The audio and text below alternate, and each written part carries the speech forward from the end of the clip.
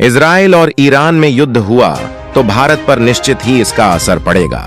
Iran और Israel दोनों ही भारत के मित्र देश हैं, तो माना जा रहा है कि इस युद्ध के बीच भारत की स्थिति एकदम न्यूट्रल होगा।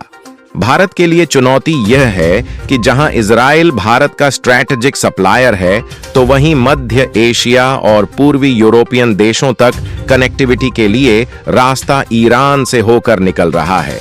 इसलिए भारत चाबहार पोर्ट में ईरान के साथ मिलकर काम कर रहा है। राजनयिक सूत्रों के अनुसार भारत सरकार एक ऐसी योजना बना रही है जिससे भारत पर युद्ध का प्रतिकूल प्रभाव न पड़े। हाल ही में भारत के व्यापार सचिव ने कहा कि भारत सरकार ईरान और इजराइल के बीच संघर्ष के प्रभाव को पूरी तरह से समझने के बाद अपने व्यापार पर किसी भी प्रभाव को कम करने के लिए नीतिगत निर्णय लेगा। भारत के व्यापार सचिव सुनील बर्थवाल ने कहा कि हम व्यापारियों के सामने आने वाली समस्याओं को समझेंगे। जो भी आवश्यक होगा, सरकार निश्चित रूप से उस पर ध्यान देगी।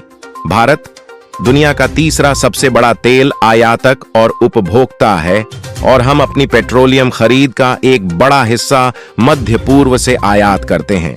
दुनिया की पूरी ऑयल सप्लाई का 20% इसी मार्ग से गुजरता है।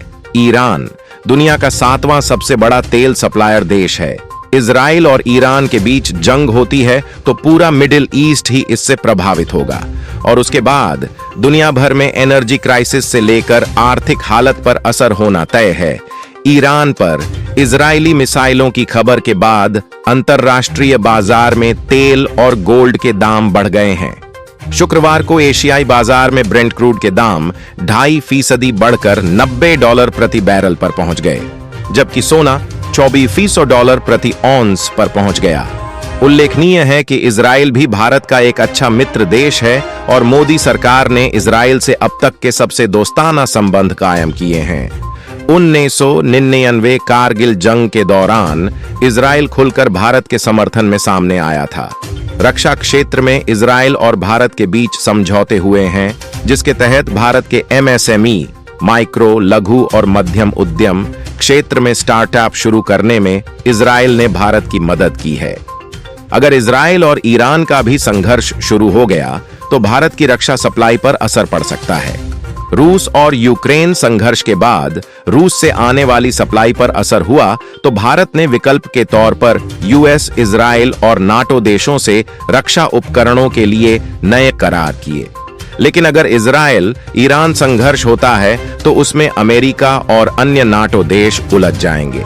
इजराइल हमास संघर्ष में इजराइल पहले ही उलझा है। ऐसे में अगर LAC पर चीन या LOC पर पाकिस्तान से किसी भी प्रकार के विवाद की स्थिति में भारत को अपने डिफेंस के लिए सपोर्ट और सप्लायर मिलने में मुश्किल होगी, जिसका असर हमारी सीमा रक्षा प्रणालियों पर भी पड़ सकता है। ईरान इजराइल युद्ध की आशंका को देखते हुए इसका नकारात्मक असर महंगाई पर भी पड़ सकता है। कच्चे तेल की कीमत $100 तक पहुंचने की आशंका व्यक्त की जा रही है। पिछले कुछ दिनों में कच्चे तेल की तेजी के पीछे यही संकट अहम माना जा रहा है। इसका असर महंगाई पर पड़ सकता है। हालांकि चुनाव को देखते हुए अभी पेट्रोल डीजल की कीमत में तुरंत वृद्धि की संभावना नहीं है। साथ ही कई जरूरी ग्लोबल सप्लाई चेन भी इससे प्रभावित हो सकती है। इस बीच जापान, हांगकांग और दक्षिण कोरिया के शेयर बाजारों के सूचकांक धराशायी हो गए। निवेशक इजराइल की जवाबी कार्रवाई पर पैनी नजर रखे हुए हैं। उनका मानना है कि मध्य पूर्व में इस तरह के संघर्ष से तेल की ग्लोबल सप्लाई पर असर पड़ सकता है। तेजी से बढ़ते भारतीय शेयर बाजार भी इस गिरावट से अछूते नहीं रह पाएंगे, जिससे भारतीय इकोनॉमी के $5 ट्रिलियन के सपने को झटका लग सकता है। ऐसी और जानकारी के लिए वीडियो को लाइक करें और सब्सक्राइब करें वायरल प्लैनेट न्यूज। धन्यवाद।